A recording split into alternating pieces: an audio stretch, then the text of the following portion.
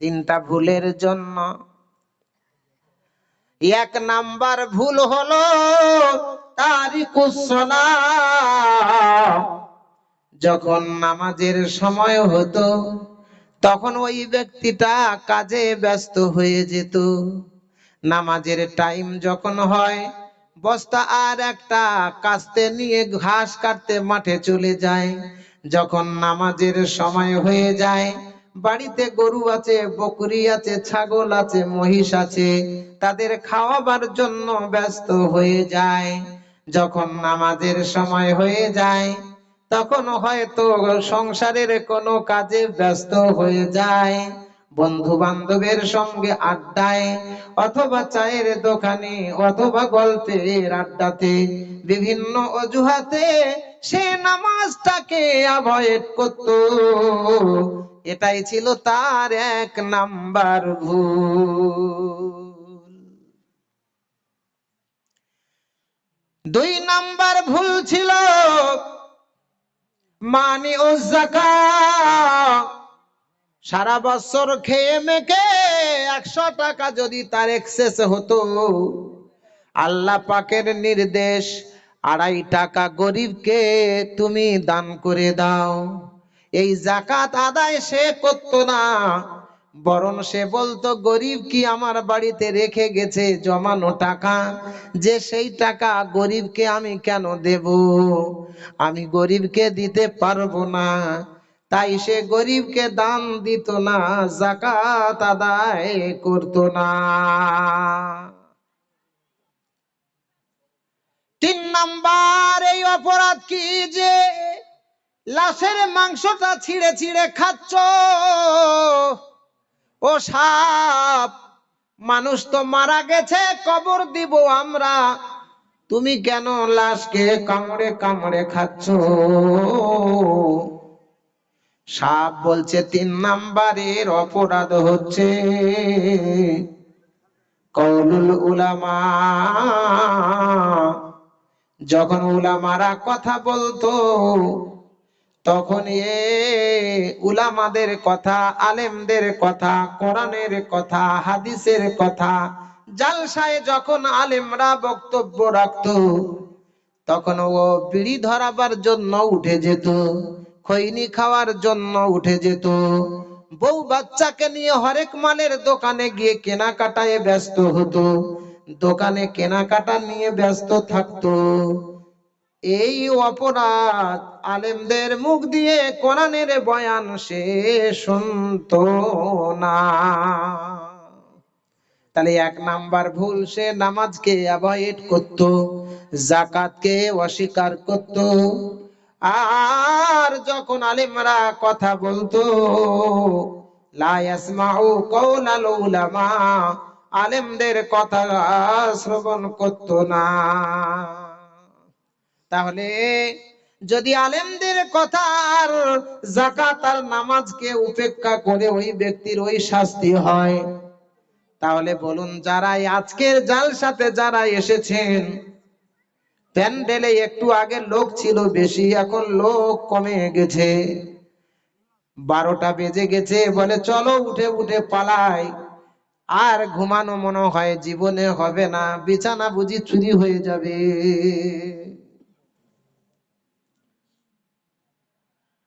বলুন ওই শাস্তি কি আমাদের জীবনে আসতে পারে কি পারে না, যদি আপনি এগুলো বাদ দেন?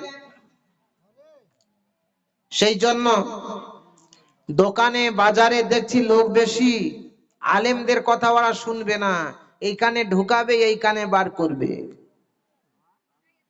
এদের কথা নিবে না। আল্লাহর কোরআন কি বলছে দেখুন, এই পৃথিবীর মধ্যে ধর্মীয় পুস্তক নামে যত বই এসেছে, বেদ বলেন, বাইবেল বলেন, ত্রিপিটক বলেন, মহাভারত বলেন, জিন্দাবেস্তা বলেন, গীতা বলেন, প্রত্যেকের মধ্যে পাতা খুলে খুলে খুলে খুলে খুলে খুলে যদি আপনি দেখেন, তাদের আমলের সাথে কোনো মন্ত্র নাই, কর্মের সাথে কোনো মন্ত্র নাই, ধর্মের সাথে তার কোনো মন্ত্র নাই, কিন্তু আমার আপনার সৃষ্টিকর্তা মাওলা, আমার আপনার আল্লাহ কোরআনের মাধ্যমে প্রত্যেকটা কথা আমার আপনার লাভের জন্য, ভালোর জন্য বলে দিয়েছে। আল্লাহ পাক আমাদেরকে বলছেন, ওয়াল্লাযী হুয়া ইউতঈমুনি ওয়া ইয়াসকিন, তোমাদের ক্ষুধা লাগলে আমি আল্লাহ খাওয়াই, পিপাসা লাগলে আমি আল্লাহ পান করাই, ওয়াইজা মারিতু ফাহুয়া ইয়াশফিন, আর অসুস্থ হলে আমি আল্লাহ সুস্থ করাই। যে আল্লাহ খিদা লাগলে খাওয়ায়, যে আল্লাহ পিপাসায় পান করায়, যে আল্লাহ অসুস্থ হলে সুস্থ করায়, তাহলে সেই আল্লাহর বিধান মানতে আমাদের অসুবিধা কোথায়? অসুবিধা আছে আল্লাহকে মানার? কারা কারা মানবেন না দেখি হাত তোলেন তো। আল্লাহকে কারা কারা মানবেন না হাত তোলেন দেখি। বোঝা গেল যে আপনারা হাত তুলছেন না, তার মানে আল্লাহকে মানবেন। আল্লাহকে মানতে হবে। এই পৃথিবীতে একটা জাতি যারা আল্লাহকে মানবে না বলে 40টা বছর একটা পাহাড়ের মধ্যে বাস করছিল, যে পাহাড়টার নাম হলো জাবালে তুর।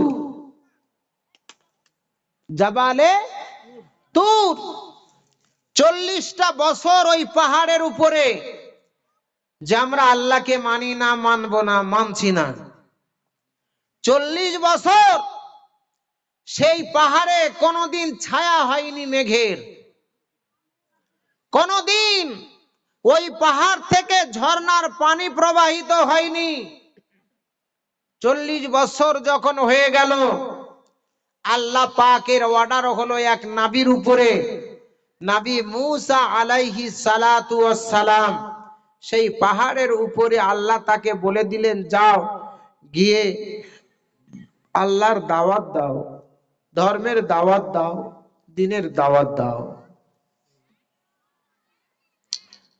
নবী মুসা আলাইহিস সালাতু ওয়াস সালাম তিনি যখন সেই পাহাড়ে গেলেন, আল্লাহ পাক জানাচ্ছেন, হাল আতাকা হাদিসু মুসা ইজ নাদাহু রাব্বুহু বিল ওয়াদিল মুকদ্দাসি তুয়া।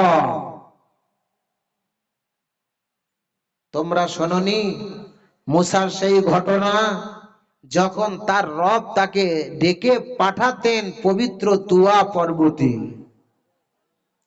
এই তুর পর্বতকে তুয়া পর্বত বলা হয়েছে কোরআনের ভাষায়, সিনাই পর্বত বলা হয়েছে, আরো অনেক ভাবে এই পাহাড়কে অনেক নামে বলা হয়েছে।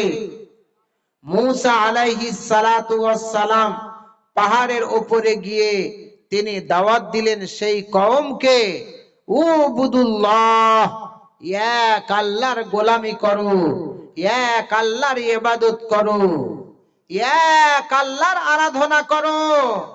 দেয়ার ইজ ওনলি ওয়ান আল্লাহ, যিনি হলেন এক এবং অদ্বিতীয়, সেই আল্লাহর ইবাদত করো।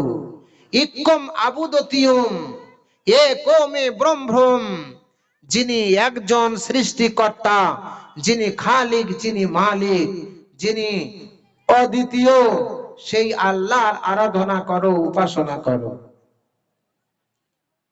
40 বছর পর যখন তারা এই দাওয়াত পেল, তারা রাগে গর্জিয়ে উঠল।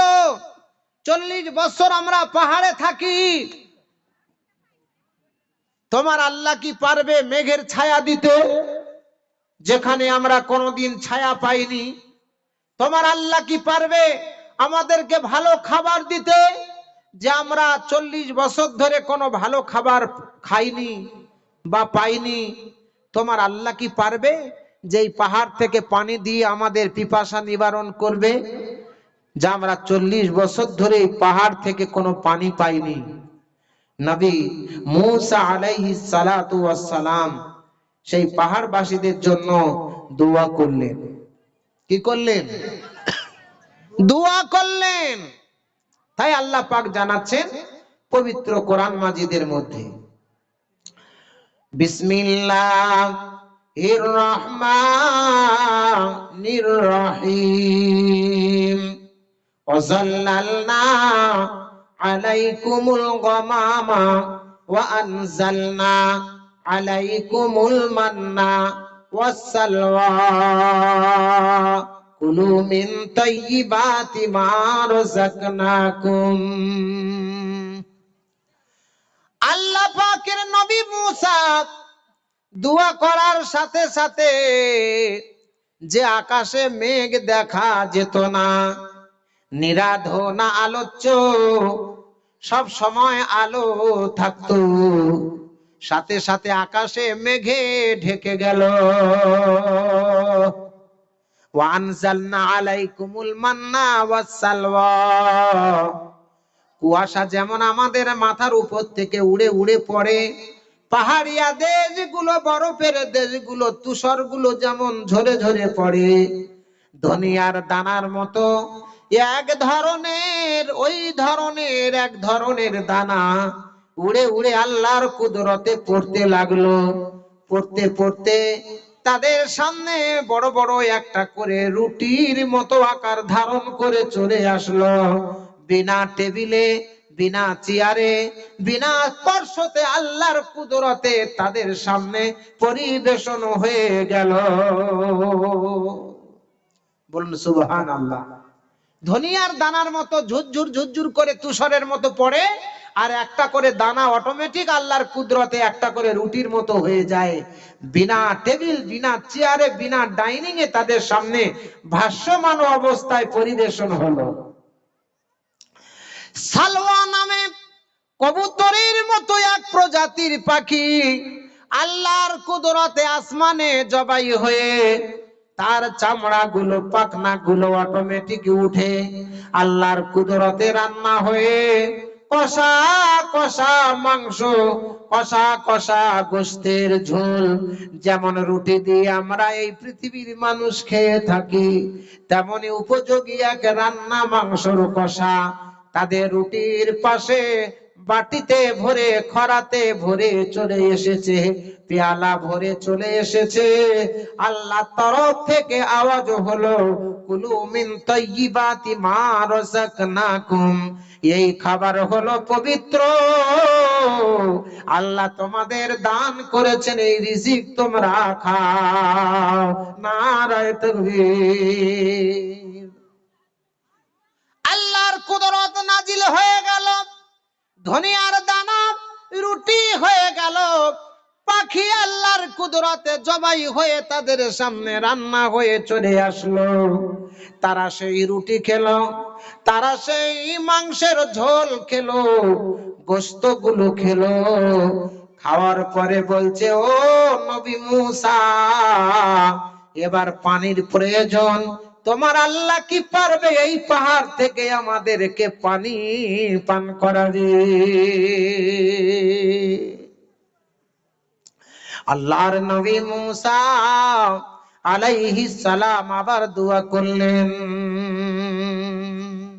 ওয়াইদ ইসতাসকা মুসা লিকওমিহি, নবী মুসা আলাইহিস সালাতু ওয়াস সালাম তিনি দোয়া করলেন, ফাকুল নাদরি বিয়াসাকাল হাজার। দোয়া করার পরে আল্লাহর তরফ থেকে অর্ডার আসলো যে আপনি একখানা লাঠি নিয়ে একটা পাথরে আঘাত করেন। বিয়াসাকাল হাজার ফানফাজারাত মিন হুসনাতা আশরাতা আইনা, তিনি যখন পাথরে লাঠি দিয়ে আঘাত করলেন, সেই পাথরটা 12টা ছিদ্র হয়ে গেল একটা আঘাতে, আর 12টা ছিদ্র দিয়ে ফিচকিরি দিয়ে পানি বের হতে লাগলো। যেমন আমরা মোটরে পানি উঠাই, ছোট ছোট মোটরে বাড়িতে, কেউ টিউবওয়েলের সঙ্গে ফিটিং করে, কেউ মোটরে ফিটিং করে, পাইপে ছিদ্র হয়ে 12টা মুখ দিয়ে পানি বেরিয়ে গেল। আল্লাহর তরফ থেকে আওয়াজ এলো, তোমাদের যে এই এখানে বসতির মধ্যে 12টা নেতা বা সর্দার আছে, এক একজন একটা ছিদ্রের কাছে দাঁড়াও আর তোমাদের কমদেরকে পানি পান করাও। তোমাদের মধ্যে ঝগড়া করবে না, বিবাদ করবে না, মারামারি করবে না। আল্লাহর এই রিজিক তোমরা খাও এবং পান করো। 40 বছর তারা ভালো খাবার পেল না, আল্লাহ তাদের খাওয়ালেন। 40 বছর তারা আকাশের ছায়া পেল না, আল্লাহ তাদের সেই গরম থেকে ছায়া দিয়ে তাদের ঠান্ডা করালেন। 40 বছর তারা পানি পাচ্ছিল না, আল্লাহ তাদের পানি পান করায় তাদের আত্মা ঠান্ডা করালেন। এই সবগুলো খাওয়ার পরে তারা তাও আল্লাহকে মেনে নেয়নি। কত বড় অন্যায়, কত বড় জুলুম, কত বড় মিথ্যাবাদী, কত বড় প্রতারক তারা। বরং তাদের কাছে যে নবী ধর্মের দাওয়াত দিয়েছে সেই নবীকে তারা কষ্ট দিয়েছে, সেই নবীকে তারা মেরেছে, সেই নবীকে তারা বেঁধে রেখেছে, সেই নবীকে তারা করাত দিয়ে চিরেট করে দিয়েছে, সেই নবীদেরকে ধরে ধরে আগুনের মধ্যে ফেলে দিয়েছে, সেই নবীদের ফেলে কূপের মধ্যে ফেলেছে। কাউবা আগুনে ফেলেছে, কাউবা কূপে ফেলেছে, কাউবে করাত দিয়ে তার মাথা থেকে পা পর্যন্ত বডিটা কেটে দুটা ভাগ করে দিয়েছে, কাউকে বন্দি করে দিয়েছে, কাউকে কষ্ট দিয়েছে, কাউকে মেরে ফেলেছে।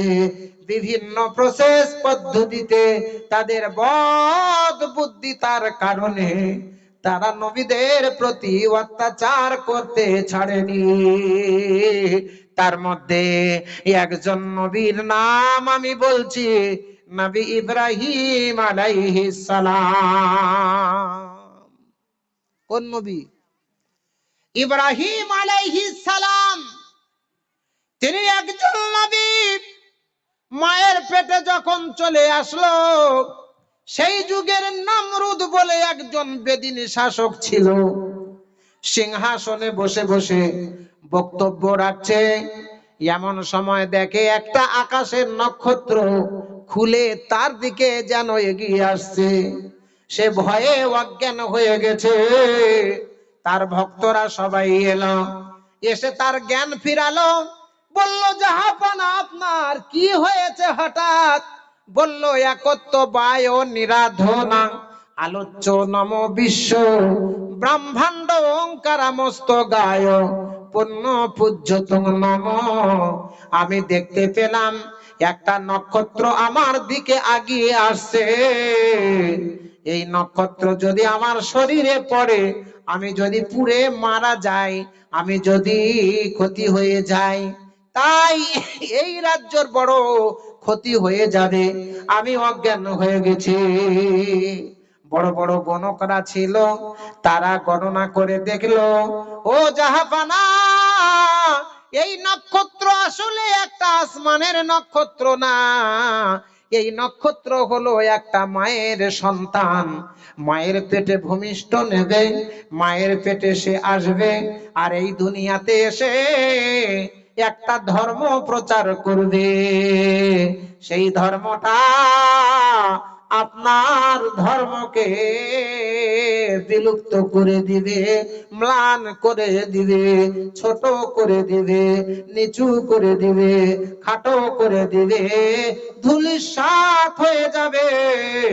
সেই ধর্মের নাম হলো ইসলাম। বলুন সুবহানাল্লাহ। সেই ধর্মটা প্রচার করবে। বলল, তাহলে কি করতে হবে? বলে, এখন থেকে তোমরা পাহারা দাও, যে বাড়িতে মেয়েরা প্রেগনেন্ট হবে, যে মেয়েদের পেটে বাচ্চা আসবে, তোমরা তো বুঝতে পারবে, তখন থেকে তোমরা পাহারা দেবে। যদি বেটা ছেলে জন্ম নেয়, বেটা ছেলেদেরকে তোমরা মেরে ফেলবে।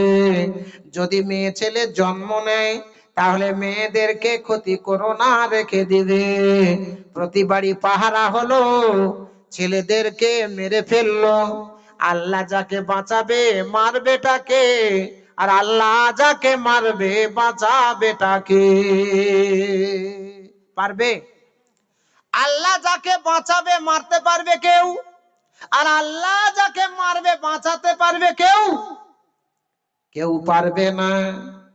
ইব্রাহিম নবী মায়ের পেটে চলে এসেছেন, ভূমিষ্ঠ হয়েছেন, তাও বুঝতে পারেনি পাহাড়ের এক গুহার মধ্যে একা একা বড় হয়েছেন।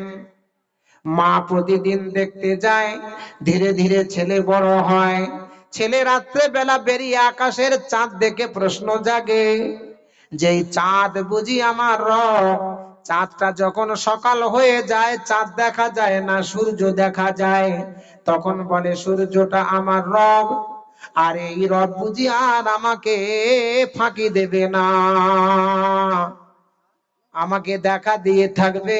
আবার যখন সন্ধ্যা হয় সূর্য দেখা দেয় না। ইব্রাহিম নবী তখন মনে মনে বললেন, চাঁদও আমার আল্লাহ না, সূর্য আমার আল্লাহ না, রাতও আমার আল্লাহ না, দিনও আমার আল্লাহ না, যিনি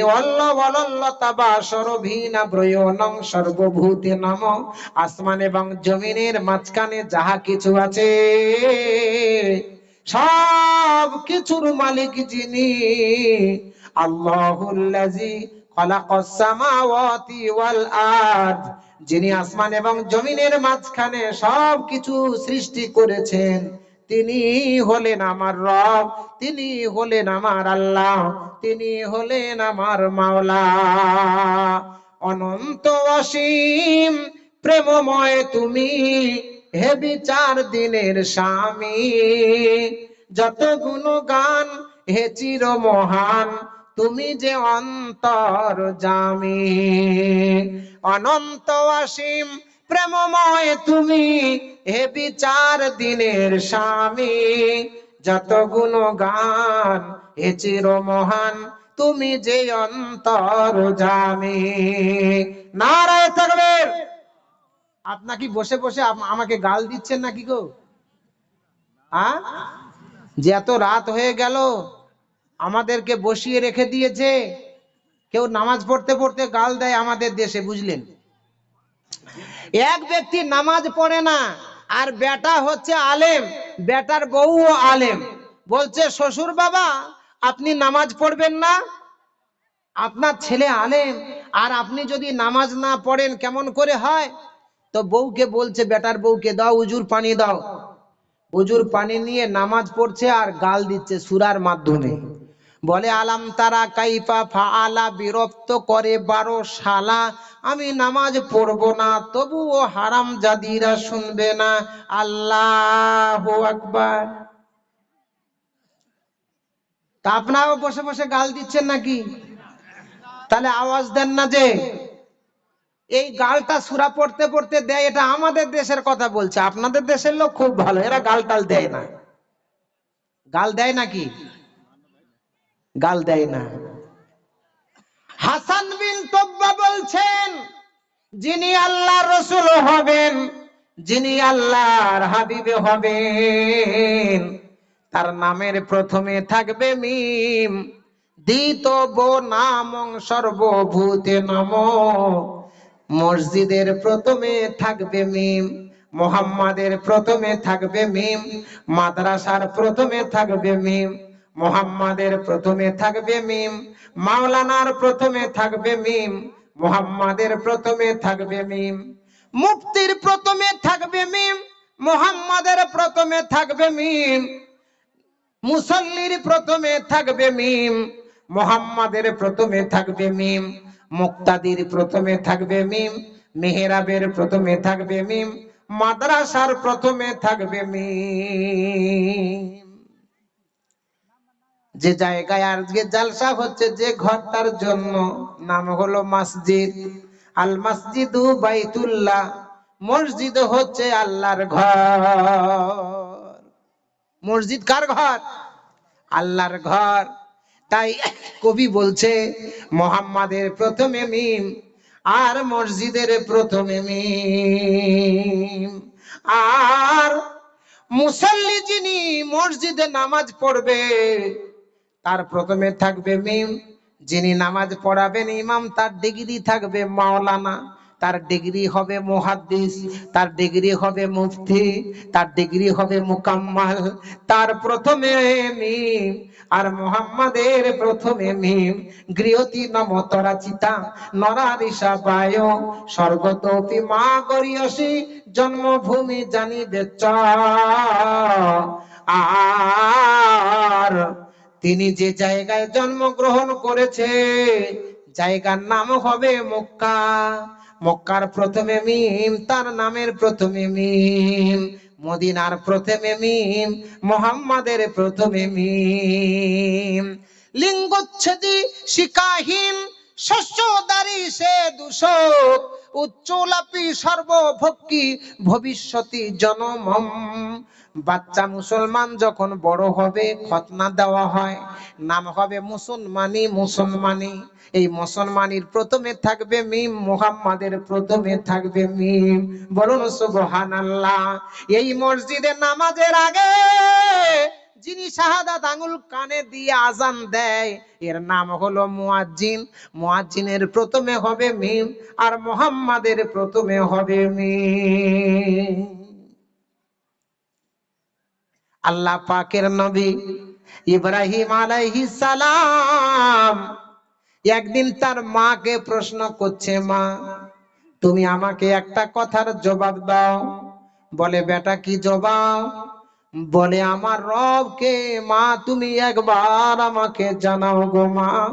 আমি আসমানের চাঁদ দেখেছি, রব মনে করেছি সে ডুবে গেছে। সূর্যকে রব মনে করেছি, সেও দেখা দিয়ে ডুবে গেছে। এভাবে রাত দিন চাঁদ সূর্য তারা সব কিছুকে পরীক্ষা করলাম, আমার রব খুঁজে পেলাম না। আমার রবটাকে একবার বলো। ইব্রাহিম নবীর মা বলছে, বেটা এই কথা? আরে তোর রব তো আমি। মা ছেলের রব হয়? কি বলেন? মূর্খ মা বলছে, ওরে বেটা প্রশ্ন তোর এই তো, আমি তো তোর রব। নবী ইব্রাহিম বললেন, মা যদি আমার রব তুমি হও তাহলে তোমার রব কে? বলে আমার রব হলো তোর বাপ। তাহলে বাপের রবটাকে মা একবার তুই বল। বলে তোর বাপের নাম বা রব হলো নমরুদ। এবার নবী ইব্রাহিম বলছে, মারে আমার বাপের রব যদি নমরুদ হয়, নমরুদের রব কে? বলে ওটা তো আমার জানা নাই। তাহলে তোর বাপের সাথে সাক্ষাৎ কর, জিজ্ঞাসা কর নমরুদের রব কে। ইব্রাহিম নবী নমরুদের রবের তাল্লাশে খুঁজতে বের হলেন। বাপের সাথে দেখা, নাম হলো তার আজর। গিয়ে বলছে, বাপ আজর বলো নমরুদের রব কে? বলে আমার তো জানা নাই, নমরুদের বাড়ির ঠিকানা দাও আমি যাব। নমরুদের বাড়ির দরজায় চলে গেছে। নমরুদ বের হচ্ছে, বলছে আপনি একটু দাঁড়ান, এটা কি নমরুদের প্রাসাদ? বলে হ্যাঁ ঠিকই ধরেছো। বলে আপনি কি জানেন নমরুদকে? বলে না। বলে নমরুদের রবকে আপনি জানেন? বলে না। নমরুদ নিজেই নিজের পরিচয় গোপন করেছে ইব্রাহিমের ভয়ে। নারায়ে তাকবীর। তখনও মনে মনে মিলাচ্ছে যে আমি সিংহাসনে বসেছিলাম, হঠাৎ একটা যে তারা আমার দিকে ধাওয়া করেছিল, নিরাধন আলোচ্য নম বিশ্ব, তার লাইটটা গোটা দুনিয়ায় পড়েছিল। আর আমাকে একজন বলেছিল এর ব্যাখ্যা, যে একজন ছেলে এই পৃথিবীতে আসবে, সে আপনার ধর্মটাকে নষ্ট করে দেবে। তার একটা সত্য ধর্ম আছে ইসলাম, আল্লাহর দেওয়া ধর্ম, সেই ধর্মের কথা বলবে। তাহলে এই ছেলে নাকি? তখন বলল তোর নাম কি? বলে আমার নাম হলো ইব্রাহিম। বলে ঠিক আছে। ইব্রাহিমকে ধরে জেলের মধ্যে বন্দি করে রাখলো। একদিন তাকে খাওয়া দিল না, দুদিন হয়ে গেল খাওয়া দিল না, 3 দিন হয়ে গেল খাওয়া দিল না। এইভাবে লাগাতারে 10 দিন তাকে বন্দি করে রাখলো। কিসের জন্য? আল্লাহকে এই কথাটা জিজ্ঞাসা করার জন্য। এই অপরাধে তাকে বন্দি করা হয়েছে। ও মুসলমান বাপজিরা, ভাইয়েরা, মায়েরা, বোনেরা, 10 দিন যখন হয়ে গেছে, নমরুদ তখন জেলখানার দরজায় চলে গেছে, গিয়ে বলছে ইব্রাহিম বলো। বলে কি বলবো? বলে একবার তুমি বলো তোমার রবকে। ইব্রাহিম নবী বললেন রব্বি আল্লাযী ইউহয়ী ওয়া ইউমীত, তিনি হলেন আমার আল্লাহ, তিনি হলেন আমার রব, যার হাতে আমার জীবন আছে, যার হাতে আমার মরণ আছে, সেই হলো আমার আল্লাহ, সেই হলো আমার রব। নারায়ে তাকবীর। নমরুদ তখন বলছে শোন ইব্রাহিম, আমার হাতে জীবন আছে, আমার হাতেও মরণ আছে। ইব্রাহিম বলে একবার তোর হাতে জীবন আর মরণ থাকলে দেখা। একটা রাস্তায় মানুষ চলে যাচ্ছিল, তাকে ধরে এনে মারতে মারতে মেরে ফেললো। আর একজন বন্দী ছিল আসামি, অপরাধী, তাকে ছেড়ে দিল। ছেড়ে দিয়ে বলল দেখ ইব্রাহিম, আমার হাতে জীবন আছে আর মরণ আছে। ইব্রাহিম নবী হেসে বললেন ওরে নমরুদ শোন, ফাইন্নাল্লাহা ইয়াতি বিশামসি মিনাল মাশরিকি ফাআতি বিহা মিনাল মাগরিবি, আমার আল্লাহ প্রতিদিন সূর্যটাকে পূর্ব আকাশে উঠায় পশ্চিমে ডুবায়। তুই যদি আল্লাহ হোস, তুই যদি রব হোস, তুই যদি সৃষ্টিকর্তা হোস, তাহলে তুই আজকের সূর্যটা বিপরীত দিকে উঠে দেখা, পশ্চিম দিকে উঠিয়ে পূর্ব দিকে ডুবিয়ে তুই দেখা, তাহলে আমি তোর কথা মেনে নেব। তখন সেই কাফেরের মাথা নিচু হয়ে গেল, আর কোনো জবাব দিতে পারলো না, অপমান হয়ে গেল, লাঞ্ছিত হয়ে গেল। আর এই অপমান সহ্য করতে না পেরে সবাই মিলে প্ল্যান করলো, সবাই প্ল্যান করে তারা ইব্রাহিম নবীকে আগুনের মধ্যে নিক্ষেপ করলো। আগুনের মধ্যে পুড়িয়ে মারবে, আগুনের মধ্যে জ্বালিয়ে মারবে। আল্লাহর কুদরতি, আল্লাহর সেই মহান কুদরতি রহমত তার প্রতি নাজিল হলো। যত আগুন জ্বালায়, আগুন কিন্তু পোড়ায় না। ফারিস্তারা কেঁদে এসে বলছে ওগো নবী ইব্রাহিম, আপনি যদি বলেন আমাদের অনেক ডেনা আছে, ঝাপটা দিয়ে আগুনকে নিভিয়ে দেব। ইব্রাহিম নবী বললেন শোনো, আমার আল্লাহ যে আমার এই শাস্তি দেখতে পাচ্ছেন না, আমার আল্লাহ তো অন্ধ না। লা তাখুজুহু সিনাতু ওয়ালা নাউম, আল্লাহ তাআলা ঘুমান না, পান করেন না, তিনি আমার এই শাস্তিটা দেখছেন।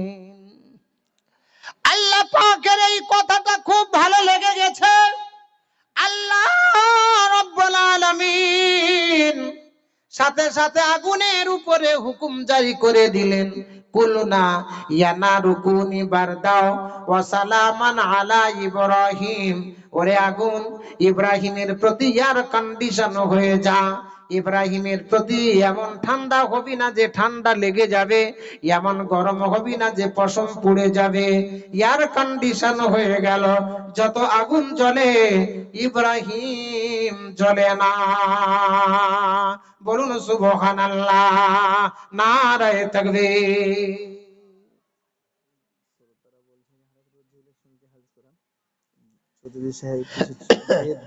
বলবো বলবো সেই সালাতু ওয়াস সালাম তাকে কষ্ট দিতে চাইলো, কিন্তু সে কষ্ট পেল না।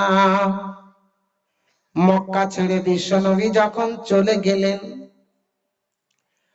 মক্কা দেখাশোনার জন্য, কাবা দেখাশোনা করার জন্য একটা ছেলে নিযুক্ত ছিল, নাম হলো তার উজ্জা। কি নাম? উজ্জা। কাফেররা বলল উজ্জা রে, আজকের তুই ভালো করে ঠাকুরগুলোকে ধুয়ে দিবি, কাবাটাকে ধুয়ে দিবি, আজকের আমরা পূজা দেব। তাই তারা গঙ্গাতে জল আনতে চলে গেল। আপনাদের এলাকায় নদী আছে নাকি? নদীতে পূজা করে, স্নান করে। এই পানিতে নেমে গেল, গিয়ে তারা সূর্যর দিকে প্রণাম করে মন্ত্র পড়তে লাগলো। এই মন্ত্রটা কারা কারা শুনবেন না দেখি হাত তোলেন। শুনবেন না? তাহলে হাত তুললেন যে? আমি বললাম যে যারা শুনবেন না তারা হাত তোলেন। আচ্ছা আচ্ছা, কারা শুনবেন দেখি হাত তোলেন। এই বেশি লোক তুলছে না, তার মানে শুনবে না। নারায়ে তাকবীর। হ্যাঁ, ঘুম লেগেছে কারণ? পানিতে নেমে গেছে। পানিতে নামার পরে পানির মধ্যে গন্ডি কেটে নিয়ে মন্ত্র জপছে, ওং জবা কৌসমা শঙ্কাশং তাস্যে পে ওং মহাদূতিং ধান্তারিং সর্ব পাপগ্ন প্রণাতাস্মি দিবাকরং ওং সূর্যায়ে নমঃ ওং সূর্যায়ে নমঃ ওং সূর্যায়ে নমঃ। দিবাকার মানে সূর্য। পানিতে নেমে সূর্যকে বলছে, ওগো দিবাকর, ওগো সূর্য, সর্বপাপগ্ন আমাদের পাপকে তুমি ডিলিট করে দাও, পাপকে মুছে দাও, পাপকে তুমি ক্ষমা করে দাও। আপনারা বলুন, সূর্যের ক্ষমতা আছে পাপকে ক্ষমা করতে? আছে? সূর্যের ক্ষমতা আছে? সূর্যের ক্ষমতা নেই, কারণ সূর্যটাকে টাঙিয়ে রেখেছে কে? আল্লাহ। চাঁদকে টাঙিয়ে রেখেছে কে? আল্লাহ। আসমানকে শক্ত করে ঝুলিয়ে রেখেছে কে? আল্লাহ। আল্লাহ পাক বলছে যে আমি এদেরকে টাঙিয়ে রেখেছি, আমি যখন হুকুম করব তারা খুলে খুলে খুলে খুলে পড়ে যাবে। ইজা শামসু কুবিরত ওয়াইজান নুজুমুন কাদারত ওয়াইজাল জিবালু সুইরাত। আমার অর্ডার যখন হবে, সূর্য তার ধরে থাকার ক্ষমতা হারিয়ে ফেলবে, খুলে পড়ে যাবে, তারকারাজি খুলে পড়ে যাবে, পাহাড় গুলো চূর্ণ বিচূর্ণ হয়ে তুলার মতো উঠতে থাকবে। আর তোমরা ওই সূর্যর কাছে চাইছো যে আমাদের পাপ মুক্তি করে দাও। এটা তো সূর্যের ক্ষমতা নাই। তারা স্নান করলো, গোসল সেরে পানি নিয়ে চলে আসলো, ওজ্জার কাছে এসে বলল, ওরে ওজ্জা, এই পানি নিয়ে নে, পানিটা ছিটা দিয়ে দে, পবিত্র করে নে, আর তুই ঠাকুরগুলোকে পূজা দে। পূজা কথার অর্থ হলো খেতে দেওয়া। কি দেওয়া? পূজা কথার অর্থ হলো খেতে দেওয়া। যে খেতে পারে তার খেতে দেওয়ার নাম হলো পূজা। কিন্তু এই পৃথিবীর মানুষ মণ্ডপ সাজিয়ে মন্ত্র পড়ে, যা দেবী সর্বভূতে শক্তি রূপে শান্তি রূপে মুক্তি রূপে কল্যাণ রূপে ভক্তি রূপে মাতৃ রূপে শক্তি রূপে ওং নমস্তস্যৈ নমো নমঃ। এতে কতগুলো টাইটেল দেয়, শক্তি রূপে, মাতৃ রূপে, ভক্তি রূপে, মুক্তি রূপে, সব কিছু টাইটেল দেওয়ার পর ওং নমস্তস্যৈ নমো নমঃ বলে তাকে সম্মান জানায়। অথচ কয়েকদিন পূর্বে লাঠি দিয়ে, খড় দিয়ে, কাদা দিয়ে, দড়ি দিয়ে তাকে বানায়। আমি মুসলমান বক্তা, আমি বলছি বলে অনেকের খারাপ লাগবে। আপনি ইউটিউবটা খোলেন, দীনকৃষ্ণ ঠাকুর বলে একটা বক্তা বেরিয়েছে হিন্দু ভাইদের, সেই দীনকৃষ্ণ ঠাকুর সুন্দর তথ্যগুলো তারা পেশ করতে লেগেছে। আমি আজ থেকে 13 বছর আগে পুন্নিয়া কানোয়া বাজার এই জায়গাতে আমি পূজা নিয়ে বক্তব্য রেখেছিলাম। তাতে 19 জন ব্রাহ্মণ আমার সামনে গিয়ে বসেছিল। সকাল হলো, যখন আমি বাড়ি ফিরবো, তারা আমাকে নিয়ে গাড়িতে 22 থেকে কানওয়া বাজার যেতে হয়। এই বাইশিতে আমাকে উঠিয়ে দিয়ে গিয়েছিল, আমাকে নমস্কার দিয়েছিল, আমাকে অভিনন্দন জানিয়েছিল, আর বলেছিল যে আপনি যে কথাগুলো বলেছেন সব আমাদের ধর্মের মধ্যে আছে, কিন্তু এই তথ্য কেউ বলে না। এই যে পূর্ণিয়া কানওয়া বাজার নাম শুনেছেন? ওখানে প্রোগ্রামে আজ থেকে 13 বছর আগে গিয়ে আমি পূজা সম্পর্কে বক্তব্য দিয়েছিলাম। ভাই, দীনকৃষ্ণ ঠাকুর নামে ভালো বক্তা বেরিয়েছে, সুন্দর সুন্দর এই তত্ত্বগুলো বলছে। আর একটা কচি বয়সের মেয়ে আছে শিউলি দাস, যার নাম, সুন্দর সুন্দর বলছে। আর আরেকটা আছে গোপাল কৃষ্ণ ঠাকুর বলে, তবে মাঝে মাঝে ভালো বলতে বলতে উল্টো পাল্টা বলে। বলে কোরআন হলো উল্টো দিক দিয়ে লেখা, আর কোরআন যারা মানে এরা হলো সব উল্টা। আমি বলছি ওরে গোপাল কৃষ্ণ ঠাকুর, শোনো, এই পৃথিবীতে যত শিক্ষা আছে আরবি ছাড়া সব শিক্ষাকে জেনারেল শিক্ষা বলা হয়। কোন শিক্ষা? আপনি ট্রেনে যদি কলকাতাতে যান, ভেলুর যান, জেনারেল যদি টিকিট কেটে রিজার্ভেশনে ওঠেন, যেতে পারবেন? পারবেন না। কারণ জেনারেলে উঠতে গেলে হুড়াহুড়ি ঠেলা ঠেলি, সিট পেতে পারেন, নাও পেতে পারেন। কিন্তু এই রিজার্ভেশন যাদের আছে, এই আরবি রিজার্ভেশন যাদের বিদ্যা আছে, আল্লাহর নবী বলেছেন আল্লাহর রহমতে তারা রিজার্ভেশনে শতকরা 98 জন উঠবে, বাকি থাকবে হলো 2 জন। কজন উঠবে? শতকরা 98 জন। তাহলে তুমি বাংলা শিখছো, এটা হলো জেনারেল শিক্ষা, ইংরেজি শিখছো, এটাও জেনারেল শিক্ষা। পৃথিবীতে আরবি ছাড়া যত ভাষা আছে, বিদ্যা আছে, সব হলো জেনারেল, আরবিটাই হলো রিজার্ভেশন। মানুষ যখন মরে যাবে, জানাজায় দাঁড়াবে, যখন জানাজার দোয়া পড়বে, ইংরেজি না আরবি, না এই আরবি, আরবি। তাহলে এখানে জেনারেল চলবে না। 5 ওয়াক্তর যখন আজান হয়, আপনি যখন নামাজে দাঁড়াবেন, সেই আরবি দিয়ে চালু হবে, এখানে বাংলা জেনারেল চলবে না, সংস্কৃতি জেনারেল চলবে না, এই জায়গাতে ইংরেজি চলবে না। শ্রীরামকৃষ্ণ পরমহংস তিনি বলেছেন ওং গুরু কৃপায়ং সর্বা সর্বানং, তুমি যদি গুরুর অনুসরণ করো, তোমার স্থান হবে মৃত্যুর পর স্বর্গ, আর পৃথিবীটাও হবে তোমার জন্য শান্তিময়। কিন্তু পৃথিবীতে গুরুর সংখ্যা অনেক, সেই গুরুটাকে চিনবো কেমন করে? তাই তিনি বলে দিলেন অমনং জগত গুরু কৃপা নামং মুহাম্মাদং, সেই গুরুটার নাম হলো মুহাম্মাদুর রাসূলুল্লাহ। নারায়ে তাকবীর। সেই গুরুর নাম কি? हमने आंखों से देखा नहीं है मगर उसकी तस्वीर सीने में मौजूद है।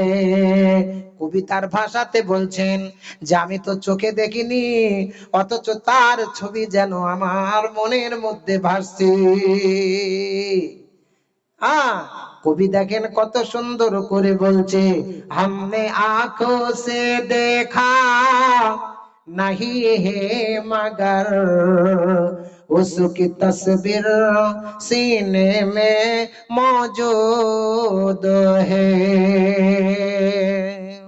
जिसने लाखों कलामे इलाही दिया, जिसने लाखों कलामे इलाही दिया।